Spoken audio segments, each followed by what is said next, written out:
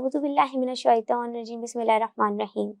ساری تعریف اللہ کے لیے ہے جو عالمین کا پالنے والا ہے، وہی عظیم اور دائمی رحمتوں والا ہے۔ پروردگار، ہم تیری ہی عبادت کرتے ہیں اور تجھ ہی سے مدد مانگتے ہیں۔ تو ہمیں سیدھا راستہ دکھا، ان لوگوں کا راستہ جن پر تو نے اپنی نعمتیں نازل کی، ان لوگوں کا راستہ نہیں کہ جن پر تیرا غضب نازل ہوا اور جو بہکے ہوئے ہیں۔ کیونکہ عقلی دلیل سے یہ بات جاننا ضروری ہے کہ ہم کون ہیں، ہم کہاں سے آئے ہیں اور ہم کیوں آئے ہیں، بہت ضروری ہے۔ جیسے کہ ہم ایک پینٹنگ کو دیکھیں تو ہم دیکھتے ہی ہمیں خیال آتا ہے کہ اسے کسی آرٹسٹ نے رنگوں کی مدد سے بنایا ہوگا۔ جب ہم اس پینٹنگ کی تعریف کریں تو دراصل اس خود آرٹسٹ کی تعریف ہے کہ جس نے اسے بنایا۔ اسی طرح اس پوری کائنات پہ جب ہم دیکھتے ہیں سورج، چاند، ستارے، دریا، تو ہمارے ذہن میں فوراً خیال آتا ہے ان سب کا بنانے والا کوئی نہ کوئی خالق موجود ہے۔ خود حضرت انسان کا بھی خالق موجود ہے۔ کائنات کی ہر شے آیت اللہ ہے، یعنی اللہ کی نشانی۔ اس موضوع پر اور دیگر موضوعات پر گفتگو کرنے کے لیے ہمارے ساتھ موجود ہیں خواہر عالمہ فائزہ، بہت پیاری گفتگو کرتی ہیں۔ السلام علیکم خواہر، کیسی ہیں آپ؟ وعلیکم السلام، الحمدللہ میں ٹھیک ہوں، آپ لوگ کیسے ہیں؟ ٹھیک۔ خواہر، آپ کی آمد کا بہت بہت شکریہ کہ آپ نے اپنی مصروفیت میں سے ہمارے لیے تھوڑا سا وقت نکالا۔ ہمارے ساتھ موجود ہے چند خواہران جو اپنے سوال خواہر کی خدمت میں پیش کریں گی۔ خواہر، اجازت ہے ہم اپنے سوالات کا آغاز کریں؟ بالکل۔ تو خواہر، میرا پہلا سوال یہ ہے کہ خدا نے ہمیں خلق کیا تو ہماری خلقت کا مقصد کیا ہے، اور اگر ہم اپنی خلقت کے مقصد پر غور و فکر نہیں کریں تو اس کی ہمیں کیا نقصان ہو سکتا ہے؟ اعوذ باللہ من الشیطان اللعین الرجیم، بسم اللہ الرحمن الرحیم۔ رب اشرح لی صدری ویسر لی امری واحلل عقدۃ من لسانی یفقہوا قولی۔ خواہر عزیز، آپ سب کو میں ایک مرتبہ پھر خوش آمدید میں اپنی جانب سے بھی اس لیے کہتی ہوں کہ بہت اچھا لگتا ہے کہ جب آپ جیسے نوجوان دین کے بارے میں جاننا چاہتے ہیں اور آپ لوگوں کے دل میں سوالات آپ کے ذہنوں میں پیدا ہوتے ہیں، دل میں پیدا ہوتے ہیں، اور آپ لوگ ان سوالات کو جاننے کی جب کوشش کریں گے تو الٹیمیٹلی آپ کا عقیدہ خدا پر، اپنے دین پر مضبوط ہو جائے گا انشاءاللہ۔ تو یہ جو کویسچن آپ نے کیا نا بیٹا کہ انسان کو کیوں پیدا کیا خدا نے، تو پہلی بات تو میں آپ سب سے کہوں، سننے والوں سے، دیکھنے والوں سے، آپ سب سے، کہ کوئی بھی چیز کائنات میں آپ اگر کسی پتھر کے اندر موجود کیڑا ہے آپ اس کو دیکھیں، یا یہ بلند و بالا آسمان ہے اس کو دیکھیں، آپ خود اپنے آپ کو دیکھیں، آپ کسی بھی پوری کائنات میں چیز کو جب دیکھیں، نگاہ کریں، تو کبھی بھی یہ نہ سوچیں کہ یہ بیکار ہے، اس کا کوئی ضرورت نہیں ہے یا اس کا کوئی سینس نہیں بنتا۔ خداوند عالم نے جو کچھ بھی پیدا کیا اس کا کوئی نہ کوئی ریزن ہے، کوئی نہ کوئی وجہ ہے۔ اس کی میں آپ کو ایک ایگزامپل دیتی ہوں کہ دیکھیے، آپ کو بھی اب جہاں بیٹھے ہیں آپ کو یہاں پہ اے سی نظر آ رہا ہے، ٹھیک ہے نا، آپ کو چیئر نظر آ رہی ہے، ہمیں بلب نظر آ رہا ہے، یہ تمام ہی چیزیں جو انسان نے بنائی ہیں، ظاہری طور پر ایک انسان کے ہاتھوں سے بنی ہے یا کسی مشین نے بنائی ہیں، کیا یہ بیکار ہیں؟ اس وقت جتنی چیزیں ہم یوز کر رہے ہیں، ہمارے سیٹ پر ہی جتنی چیزیں موجود ہیں، ان سب کے ہونے کا کوئی ریزن ہے، صحیح ہے؟ جب انسان کو ضرورت محسوس ہوئی، چراغ جلتے تھے پہلے زمانے میں جب لائٹ نہیں تھی، تو ایڈیسن نے فیل کیا کہ بلب ہونا چاہیے، ایک روشن کرنے والی کوئی چیز ڈیوائس ہونی چاہیے، تو ایڈیسن نے بلب ایجاد کیا۔ جب انسان کو فیل ہوا کہ نہیں، سواری ہونی چاہیے، پہلے پہیہ ایجاد ہوا، پھر گاڑیاں اور سو آن، اور ٹیکنالوجی کا تو آپ دیکھ رہے ہیں کوئی اینڈ نہیں ہے۔ اور جتنی بھی چیزیں آپ سوشل میڈیا پہ اب آپ دیکھیے، پروڈکٹس اور ٹیکنالوجی کو آپ دیکھتے چلے جائیے، کوئی بھی چیز اب ہم دیکھتے ہیں تو ہمیں یہ نہیں لگتا کہ یہ بیکار ہے، ہم کہتے ہیں ارے اس لیے اس سے تو یہ کام لیا جا سکتا ہے، یہ کتنی مفید ہے، یہ کتنے فائدہ مند ہے۔ تو جب ایک انسان کسی چیز کی ضرورت کو محسوس کرتا ہے تو وہ کسی چیز کو بناتا ہے، لیکن خدا کا بنانا، خدا کا خلق کرنا اس طرح سے نہیں ہے۔ اس بات کو میں آسان کر کے سمجھانے کی کوشش کرتی ہوں۔ انسان جب کچھ بناتا ہے نا تو اس کو ضرورت ہوتی ہے، ٹھیک ہے؟ جب روشنی نہیں تھی تو انسان کو ضرورت لگی کہ بلب ہونا چاہیے، تو بلب ایجاد ہوا۔ جب گرمی بہت بڑھنے لگی، ٹھیک ہے، جیسے کہ ہمیں پتہ ہے کہ گلوبل وارمنگ ہو رہی ہے نا، پوری دنیا میں ہی ٹیمپریچر ویریئنٹ اس کا ویریشن ہو رہا ہے، کہیں زیادہ ہو رہی ہے، ہر جگہ گرمی بھی زیادہ ہو رہی ہے، سردی بھی زیادہ ہو رہی ہے۔ تو جب وارمنگ بڑھی، گرمی بڑھی، تو انسان نے فیل کیا کہ ایئر کنڈیشن ہونا چاہیے۔ لیکن خداوند عالم جب کسی چیز کو بناتا ہے تو وہ اس کو ضرورت اس طرح نہیں ہوتی کہ اگر وہ نہیں بنائے گا تو نعوذ باللہ خدا کے لیے کوئی پرابلم ہو جائے گی۔ انسان اگر کچھ اس کو ضرورت محسوس ہو، اور انسان اگر اپنے لیے کوئی چیز نہ بنائے، ضرورت ہے لیکن وہ ایجاد نہیں کرتا، تو اس کو پرابلم رہے گی، ٹھیک ہے، کلیئر؟ اور اگر وہ اس کو بناتا ہے اپنی آسانی کے لیے تو اس کی زندگی میں آسانی آ جائے گی. ایسے ہی ہے ایروپلین کی، اگر ہم جہاز کی بات کریں، جب تک جہاز نہیں تھے پانی پہ سفر ہوتا تھا، جہازوں میں، پانی کے جہازوں میں تو بہت ٹریول کرنا پڑتا تھا، مہینوں ٹریول ہوتا تھا. ضرورت تھی کہ ایک فضائی سفر ہو جس میں ہم جلدی سے کہیں پہنچ جائیں. جب تک یہ نہیں تھا انسان تکلیف میں تھا. جب یہ ہوائی جہاز ایجاد ہو گئے تو اب انسان کو سہولت ہو گئی. لیکن خدا جو اتنی بڑی کائنات کو خلق کر رہا ہے، اور میں نے آپ سے عرض کیا کہ پتھر کے اندر جو کیڑا ہے وہ بھی بیکار خدا نے پیدا نہیں کیا. تو کیا اس کا مطلب ہم یہ لیں گے کہ اس کو کوئی ضرورت ہوتی ہے؟ اللہ تعالیٰ کو کسی مخلوق کی ضرورت ہوتی ہے؟ اگر ہم یہ سوچیں کہ اللہ کو ضرورت تھی اس لیے اس نے انسان کو پیدا کیا، تو پھر اگر ہم نے یہ سوچ لیا نا تو اس کا مطلب یہ کہ خدا محتاج ہے میرا. نعوذ باللہ،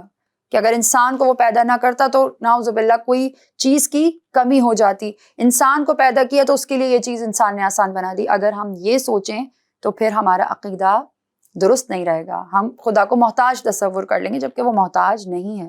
تو پھر آپ کا سوال یہاں پہ ریز ہوتا ہے کہ پھر کیوں انسان کو پیدا کیا؟ اگر وہ محتاج نہیں ہے، نہ چونٹی کی اس کو ضرورت تھی، نہ اس کو انسان کی ضرورت ہے، نہ اس کو آسمانوں کی ضرورت ہے، نہ اس کو بادلوں کی ضرورت ہے، تو پھر اتنی عظیم و شان کائنات کو اس نے کیوں سجایا؟ مجھے کیوں پیدا کیا؟ آپ کو کیوں پیدا کیا؟ اس کو تو کسی کی محتاجی ہی نہیں ہے. تو حدیث قدسی میں پروردگار عالم خود ارشاد فرماتا ہے کہ جب میں نے چاہا کہ میں پہچانا جاؤں تو اے محمد مصطفیٰ صلی اللہ علیہ وآلہ وسلم، میں نے آپ کے نور کو خلق کیا. میں پھر اس کو تھوڑا سا ایکسپلین کر دوں آپ کو سمجھانے کے لیے کہ ہم کسی چیز کو بناتے ہیں اپنی ضرورت کی وجہ سے، ہمیں محتاجی ہو رہی ہوتی ہے، ہمیں پریشانی ہو رہی ہوتی ہے، ہم مشکل سے نکلنا چاہتے ہیں، سہولت چاہتے ہیں، تو انسان کوئی چیز ایجاد کرتا ہے، خلق کرتا ہے، بناتا ہے. لیکن خدا کسی چیز کو نہ بھی بناتا تو بھی وہ خدا تھا اور اس کی وہی شان رہتی. اور جب کچھ بھی نہیں رہے گا، اگر کچھ بھی نہ ہو، تب بھی اس کی خدائی پہ کوئی فرق نہیں آئے گا. لیکن what is the reason behind that کہ وہ کیوں خلق کر رہا ہے انسان کو، کیوں بنا رہا ہے اس کائنات کو؟ کیونکہ اس نے چاہا کہ اس کو ریکگنائز کیا جائے، پہچانا جائے. وہ چاہتا ہے کہ اس کو پہچانا جائے، اور جب اس نے چاہا کہ اس کو پہچانا جائے تو اس نے سرکار دو عالم صلی اللہ علیہ وآلہ وسلم کو خلق کیا. اس کے بعد اس نے یہ حسین کائنات بنائی، اس نے مجھے پیدا کیا، آپ کو پیدا کیا. تو الٹیمیٹلی عقل اس بات کو تسلیم کرتی ہے بیٹا کہ میرے اور آپ کے آنے کا جو مقصد ہے وہ کیا ہے. اگر ہم قرآن مجید سے پوچھیں تو قرآن مجید کیا مبارکہ جواب دیتی ہے، بسم اللہ الرحمن الرحیم، وَمَا خَلَقْتُ الْجِنَّ وَالْإِنسَ إِلَّا لِيَعْبُدُونَ، کہ ہم نے جنوں اور انسانوں کو نہیں پیدا کیا سوائے اس کے کہ وہ اللہ تعالیٰ کی عبادت کریں. تو عبادت کرنے کے لیے جنوں کو بھی پیدا کر رہا ہے، انسانوں کو بھی پیدا کر رہا ہے. اور اس کی وجہ، اگر کوئی عبادت کی وجہ میں جائے تو عبادت از دا اونلی ریزن جس کے ذریعے سے ہم خدا کو پہچان سکتے ہیں. واپس آپ اسی پوائنٹ پہ آ جائیں، اللہ تعالیٰ چاہتا ہے کہ اس کو پہچانا جائے. اور اب گزشتہ پروگرام میں آپ سے ہم لوگ ڈسکس کر رہے تھے، گفتگو کر رہے تھے نا، کہ کیا مسلمان کے لیے بھی ضروری ہے کہ وہ خدا کو پہچانے، مزید ریسرچ کرے؟ یہ کافی اتنا نہیں ہے کہ ہم شیعہ ہیں، مولا کو مانتے ہیں. تو میں نے آپ سے اس کے بارے میں عرض کر دیا تھا کہ اگر ہم خدا کو مزید نہیں جانیں گے تو جب مشکل آئے گی، کوئی کافر آئے گا، ہمیں اپنے خدا کو انٹروڈیوس کرائے گا، ہم اس کے خدا کو خدا سمجھ لیں گے. جب ہمیں اپنے خدا کا ہی نہیں پتا تو ہم کسی کے بھی خدا کو خدا مان بیٹھیں گے. وہی والا نقصان جو آپ نے پوچھا کہ اگر اپنی خلقت کا مقصد نہیں پتا ہوگا تو اس کا نقصان کیا ہوگا؟ اس کا نقصان یہ ہوگا بیٹا کہ اگر مجھے پتا ہی نہیں ہے کہ میں کیوں آئی ہوں دنیا میں، تو پھر سب سے بڑا نقصان یہ ہوتا ہے کہ جب تک لائف اچھی چل رہی ہوتی ہے نا، پیسوں کی کمی نہیں ہے، بیماری نہیں ہے، پریشانی نہیں ہے، تو نہ اللہ سے شکوہ ہوتا ہے، نہ پیرنٹس سے ہوتا ہے، نہ سوسائٹی سے ہوتا ہے. لیکن جہاں زندگی، کیونکہ زندگی نام ہے مشکلات کا بھی اور خوشیوں کا، دونوں چیزیں مکس زندگی میں چلتی ہیں. کبھی ہماری لائف میں آسانیاں ہوتی ہیں، کبھی مشکلات ہوتی ہیں، کبھی ہم صحت مند ہوتے ہیں، کبھی ہم بیمار ہوتے ہیں. لیکن جب وہ والا فیز آتا ہے نا انسان کی لائف میں، جب وہ مشکلات میں گرتا ہے، بیمار ہوتا ہے، تنگ دستی آتی ہے، پریشانی آتی ہے، اس ٹائم پر اگر اس کو پتہ ہی نہیں ہے کہ why I am in this world, میں کیوں پیدا کیا گیا ہوں، میرے ہونے کا مقصد کیا ہے، تو پھر فوراً وہ اللہ سے شکوے کرنے لگ جاتا ہے. وہ کہتا ہے کہ یا اللہ مجھے پیدا ہی کیوں کیا تھا. اور بہت سے ایسے لوگ ہیں کہ جن کی زندگی میں مشکلات کا جو فیز ہے وہ زیادہ لمبا ہوتا ہے، پریشانیاں زیادہ ڈیوریشن سے چل رہی ہوتی ہیں اور وہ ختم نہیں ہو رہی ہوتی. سب کی لائف ایک جیسی تو نہیں ہوتی نا بیٹا. موسٹلی سم ٹائمز ایسا ہوتا ہے کہ بہت ہی عرصہ گزر جاتا ہے، مشکلات سے نکل نہیں پا رہے ہوتے. ایسی سچویشن میں اگر انسان کو یہ فیل آ رہا ہو کہ بھائی اللہ تعالیٰ سے وہ سوچے کہ کہے کہ پروردگار مجھے کیوں پیدا کر دیا تھا، مجھے تو اپنے ہونے کا کوئی مقصد نظر ہی نہیں آتا سوائے اس کے کہ مشکلات ہی مشکلات ہیں. یہ خیال اگر زیادہ عرصہ انسان کے اندر رہے اور اس کو اپنے ہونے کا کوئی ریزن ہی نہ پتا ہو، وجہ ہی نہ پتا ہو اپنے پیدا ہونے کی، اور وہ یہ سوچتا رہے کہ یہ مشکلیں دیکھنے کے لیے پیدا کیا تھا، تو سوسائٹی میں ہم یہ دیکھ رہے ہیں کہ ایسے نوجوان سوسائڈ کی طرف بہت جلدی اٹیمپٹ کر لیتے ہیں، کیونکہ ان کو لگتا ہے کہ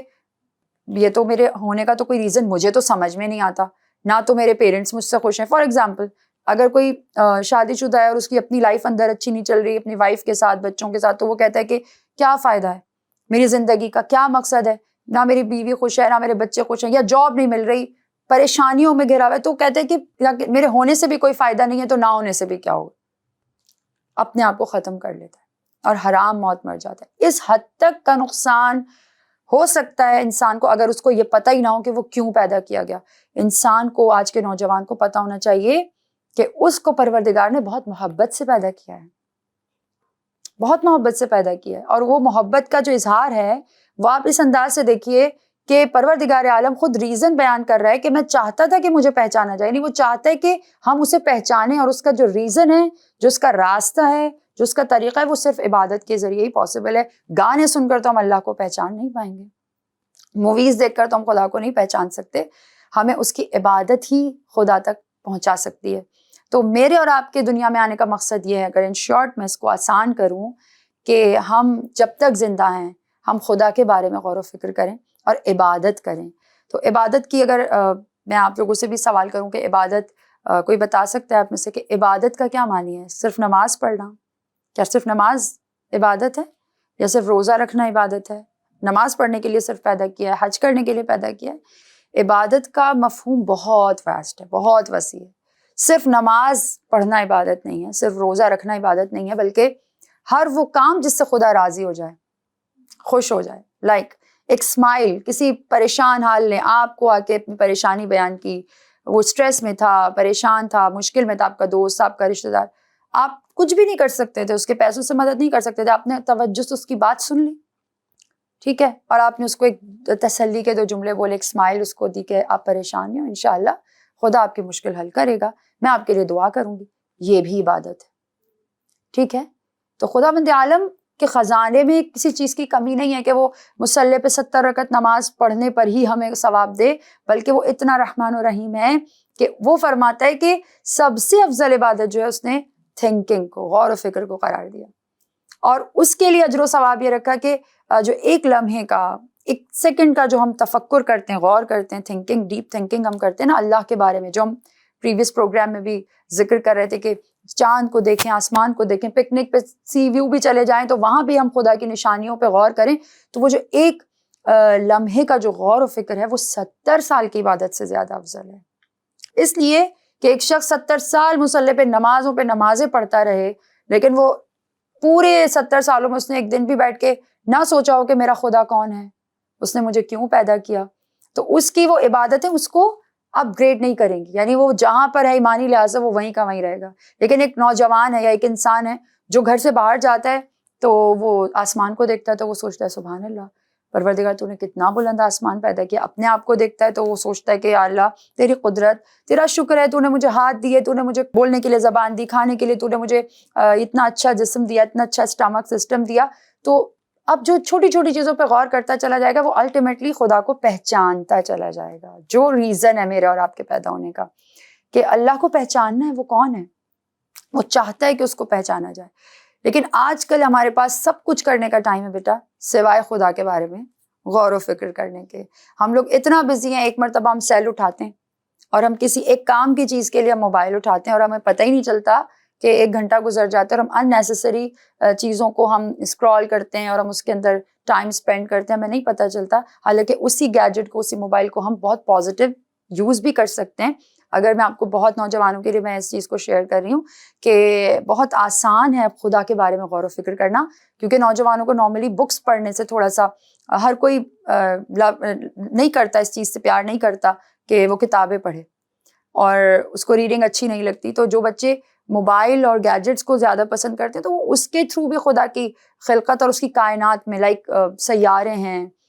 ستارے ہیں، آسمانوں کی جو خدا نے منازل کو پروردگار نے پیدا کیا، اس کے بارے میں آپ لوگ ریسرچ کریں تو آپ کو اتنا مزہ آئے گا اور ہمیں اندازہ ہوگا کہ پروردگار عالم نے یہ ساری کائنات کتنی محبت سے اہل بیت کے لیے خلق کر دی۔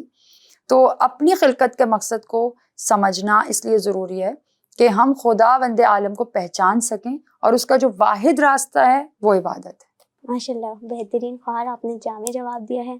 آپ کوئی سوال کریں گے؟ میرا سوال یہ ہے کہ ہماری زندگی میں جو بھی مشکلات اور پریشانیاں پیش آتی ہیں تو ان کا فلسفہ کیا ہے؟ بالکل، یہ آج کل کے میں سمجھتی ہوں ہر نوجوان نہیں بلکہ ہر انسان کے ذہن میں یہ سوال ہے، کیونکہ مشکلات زیادہ ہیں، آسانیاں ظاہری اعتبار سے بات کر رہی ہوں وہ کم ہیں۔ تو یہی والی بات جو ہم ابھی پہلے سوال کے جواب میں ہم کر رہے تھے کہ مشکلات تو آتی ہیں، لیکن اگر ان مشکلات کا فلسفہ نہ پتہ ہو، اپنے پیدا ہونے کا فلسفہ نہ پتہ ہو، تو بہت جلدی انسان خدا سے شکوہ کرتا ہے، بڑی جلدی اللہ سے ناراض ہو جاتا ہے، اور جب وہ ناراض ہوگا خدا سے تو کیا وہ ایک مومن کہلایا جائے گا؟ ایک اچھا مومن ہم اسے کہہ سکیں گے؟ لہٰذا جب ہم نے یہ سمجھ لیا نا کہ کوئی بھی چیز بلا وجہ نہیں ہے، خدا نے جو کچھ پیدا کیا اس کے پیچھے کوئی ریزن ہے، تو پھر یہ بھی انڈرسٹوڈ ہے کہ مصائب اور مشکلیں، تکلیفوں کے پیچھے بھی ایک ریزن ہے، وہ بھی بلا وجہ نہیں آتی۔ سب سے پہلا ریزن بیٹا یہ ہے کہ پروردگار عالم یہ چاہتا ہے کہ ہر تھوڑے تھوڑے دن میں یا جب بھی آپ کو فیس کریں مشکل، مصیبت یا بیماری، تو سمجھ لیں کہ وہ چاہتا ہے کہ وہ مجھے ریئلائز کرائے کہ تم کچھ بھی نہیں ہو، تم مجھ پہ ڈیپینڈ کرتے ہو، تم محتاج ہو، میرے محتاج ہو۔ کیونکہ آپ اس بات سے اگری کریں گی، اگر مثال کے طور پہ کہہ رہی ہوں 2 مہینے کوئی بیماری نہ آئے، مثال کے طور پر 2 مہینے کوئی پریشانی نہ آئے، تو آپ فیل کریں کہ آپ کی جو عبادتیں، ہماری جو عبادتیں ہوتی ہیں، ان کے اندر نہ آنسو ہوتے ہیں،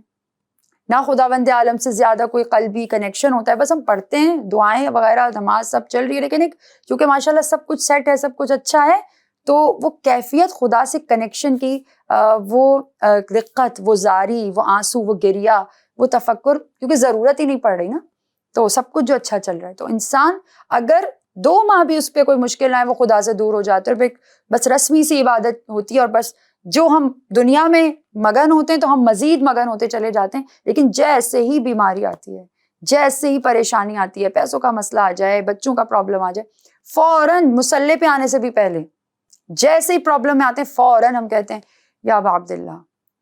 یا ابو الفضل، یا اللہ پروردگار یہ اس مشکل سے نکال دے، اور پھر ہمارے سجدے بھی طویل ہو جاتے ہیں، ہمارے آنسو بھی بہتے ہیں، نیچرلی بہتے ہیں کیونکہ ہم مشکل میں ہوتے ہیں۔ اور اگر یہ سلسلہ خدا نے نہ رکھا ہوتا نا مشکلات کا، تو انسان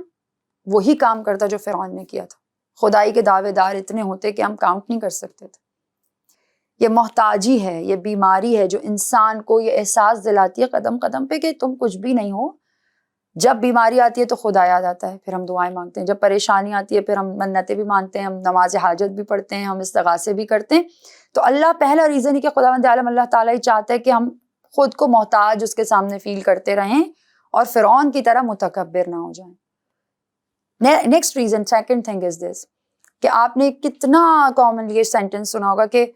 جس پہ گزرتی ہے وہی جانتا ہے۔ جب تک آپ پر یا مجھ پر کوئی پرابلم مجھے نہیں آئے، میں دوسرے کی اس پرابلم کو انڈرسٹینڈ نہیں کرتی، یہ ایک نیچرل بات ہے۔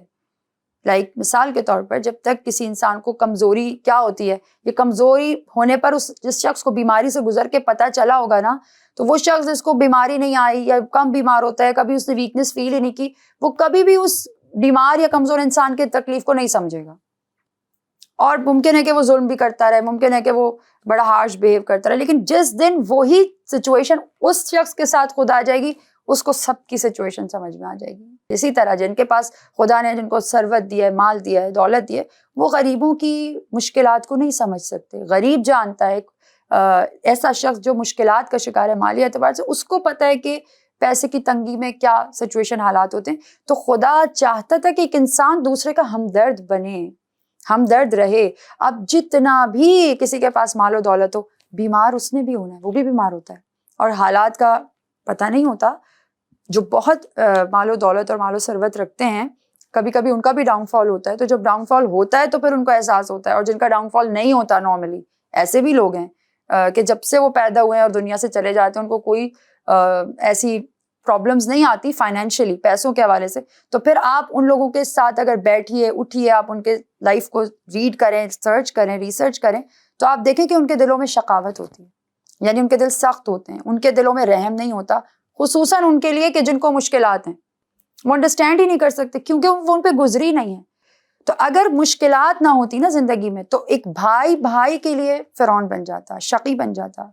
ایک سگا رشتہ جو بلڈ ریلیشن ہے اس میں بھی ہمیں وہ محبت نظر نہیں آتی۔ لائک ہم کتنا آسانی سے اس کو میں اگزامپل کو بیان کر سکتی ہوں، خیران ہے آپ، اس لیے میں ڈسکس کر رہی ہوں کہ ایک عورت، ایک بچی، ایک لڑکی جس سوسائٹی میں جو پرابلمس کو فیس کرتی ہے، تو اگر کسی فرینڈ کو، بہن کو اسی چیز کو فیس کرتے ہوئے دیکھتی ہے تو وہ اس کی ہیلپ کرتی ہے یا نہیں کرتی؟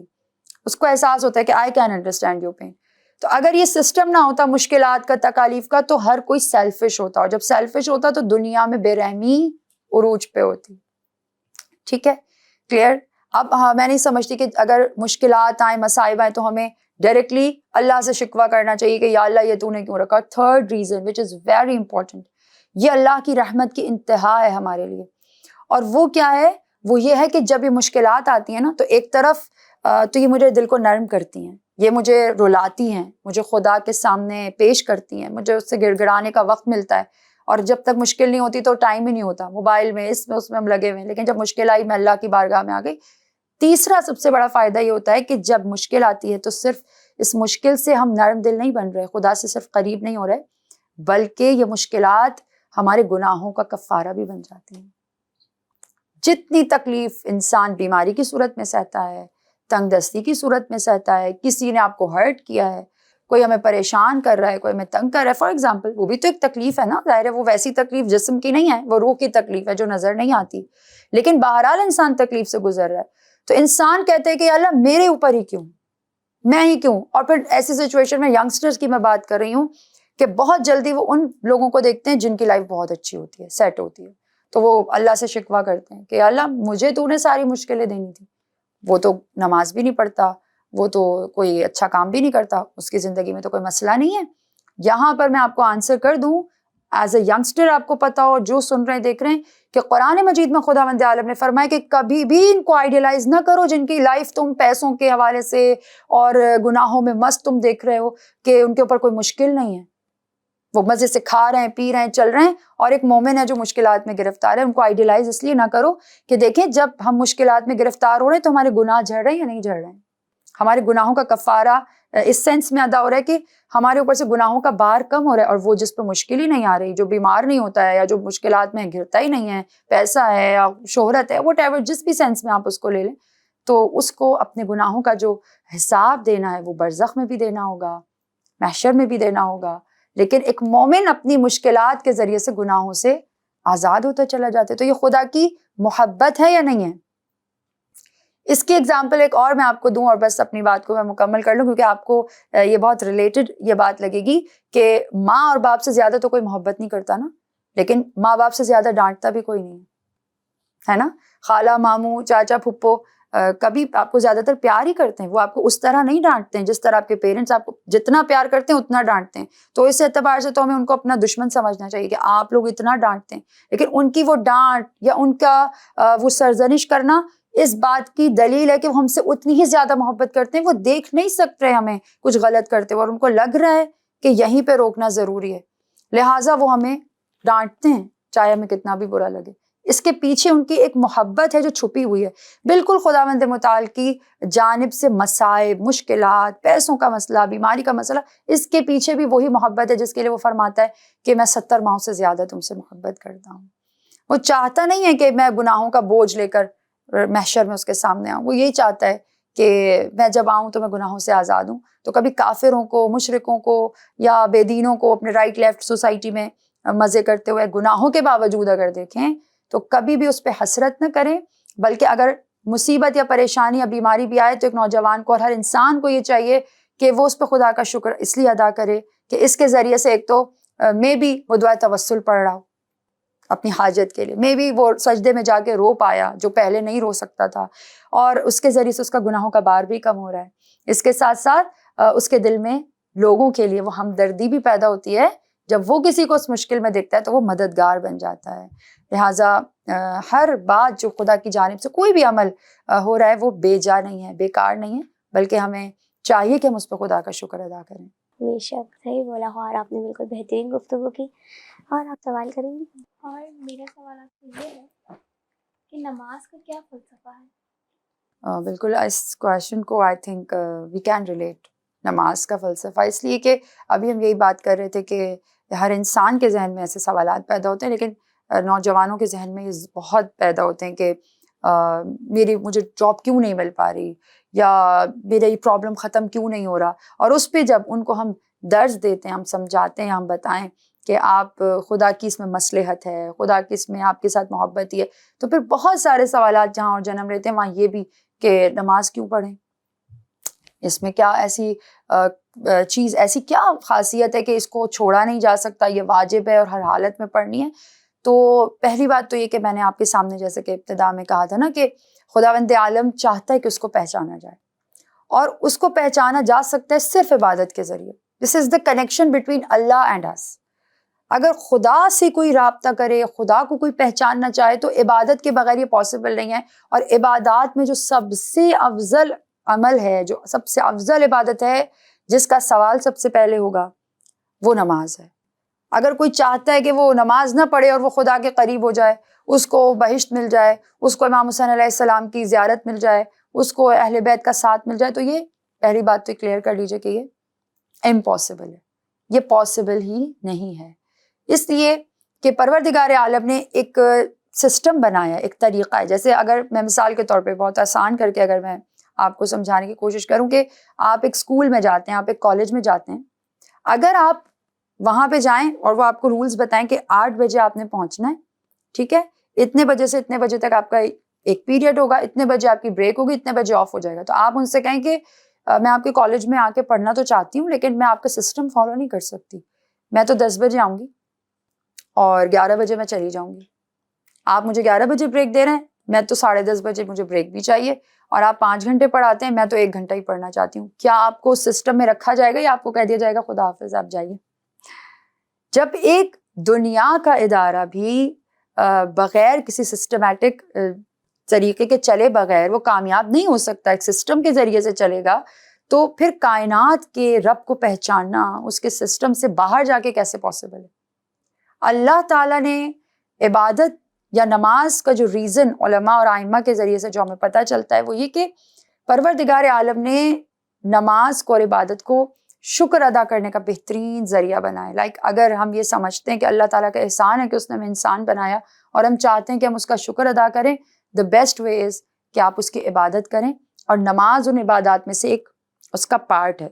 ٹھیک ہے. اور جیسے کہ میں نے آپ کے سامنے ایک اس کی افادیت کو ابھی بیان کیا تھا کہ سب سے پہلا سوال جیسے کہ میں نے کہا کہ نماز کے بارے میں ہوگا, تو آپ کو یہ بھی پتہ ہے کہ معصوم نے فرمایا, چھٹے امام نے فرمایا کہ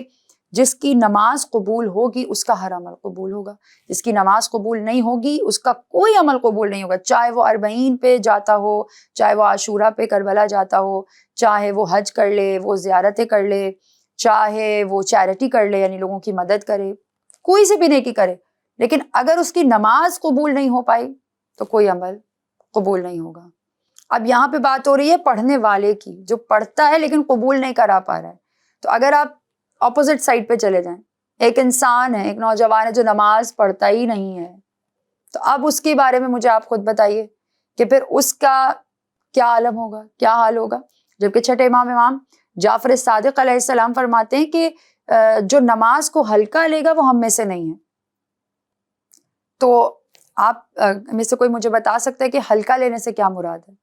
لائٹ لینے سے کیا مراد ہے؟ وقت کا انجام نہیں دینا, ایگزیکٹلی, امپورٹنس نہیں دینا, امپورٹنس نہیں دینا. کیونکہ نیکسٹ تھنگ جو میں کہنے والی تھی وہ یہ کہ اب یہاں تک اگر ہم بات کر کے اس کو وائنڈ اپ کر دیں تو یہ بات ادھوری ہوگی, اس لیے کہ صرف یہ تلقین نہیں کی معصوم نے کہ نماز کو پڑھنا ضروری ہے, جو نماز نہیں پڑھے گا وہ ہم میں سے نہیں ہے. نہیں, انہوں نے فرمایا کہ جو نماز کو ہلکا لے گا,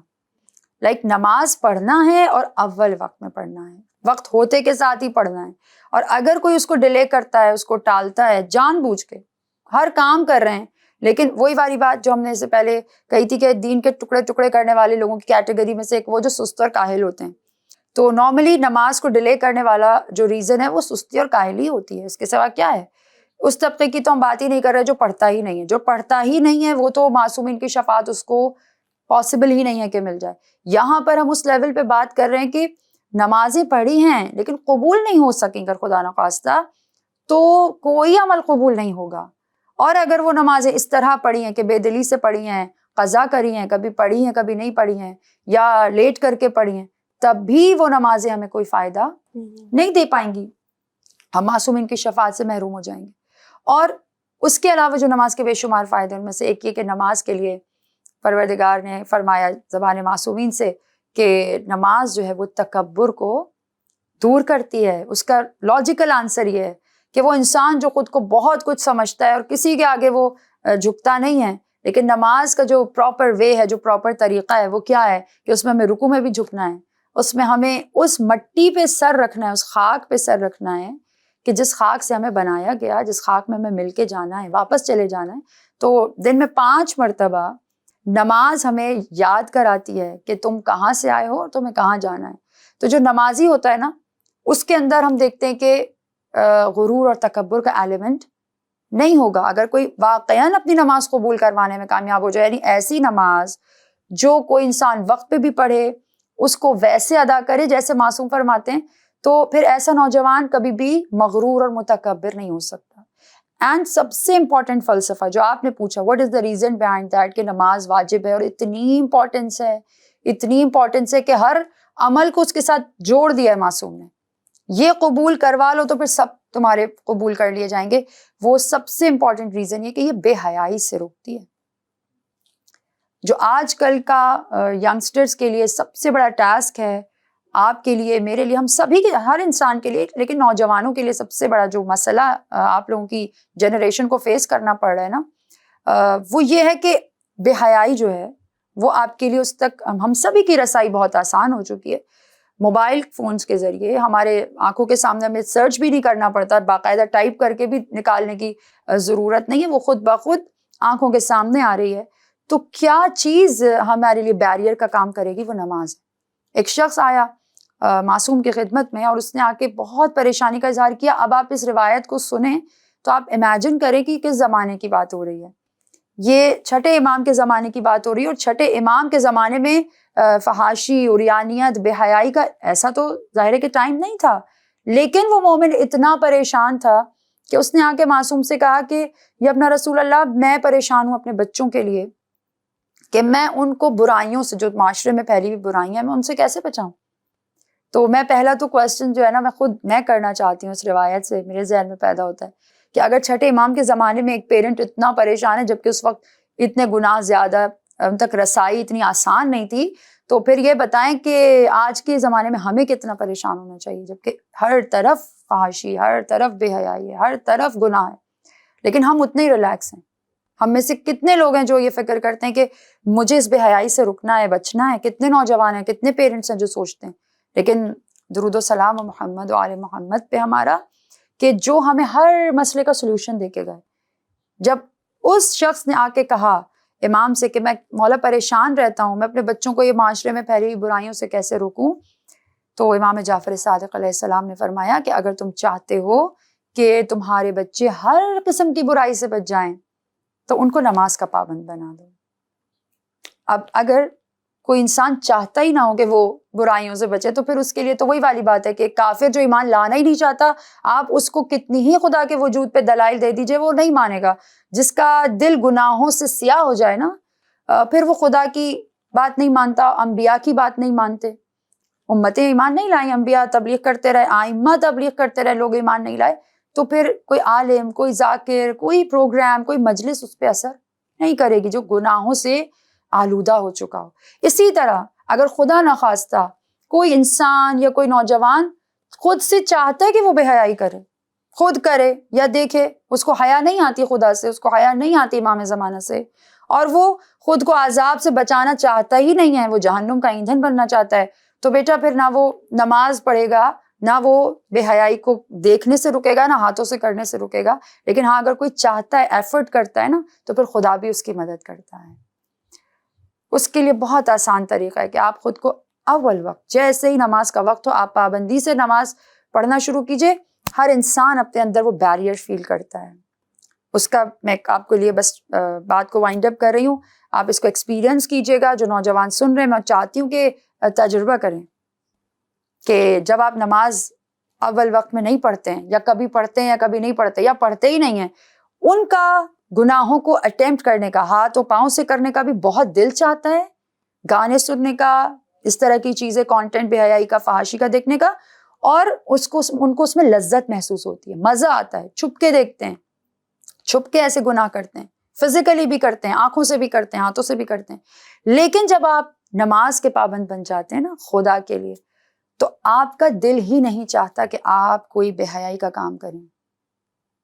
یہ ایک ایسی ڈھال بن جاتی ہے نماز, خداوند عالم ایسے فرشتوں کو آپ کے اوپر معمور کر دیتا ہے کہ پھر دل ہی نہیں چاہتا, کراہیت محسوس ہوتی ہے. اور اگر کبھی ایسا ہو بھی جائے نوجوانی کے عالم میں کہ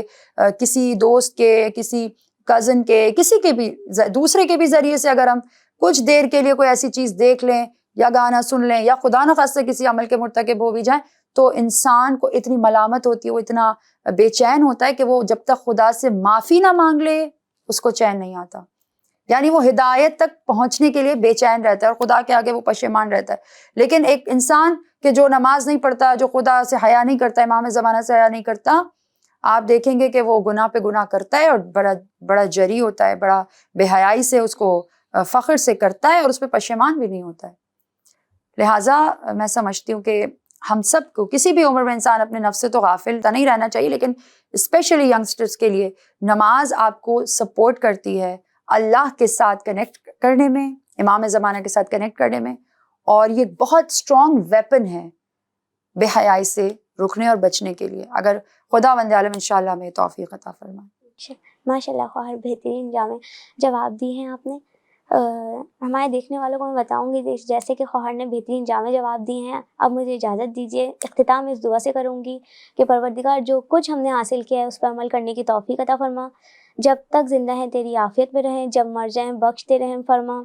اپنے توحید کی, ولایت کی, رسالت کی محبت ہمارے دل میں نازل فرما, اور ہمارے وقت کے امام کے ظہور میں تعجیل فرما, اور ہمیں ان کے لشکر و انصار میں شامل کر. مجھے اجازت دیجیے, آپ کی میزبان سیدہ تطہیر فاطمہ. والسلام علیکم ورحمۃ اللہ وبرکاتہ.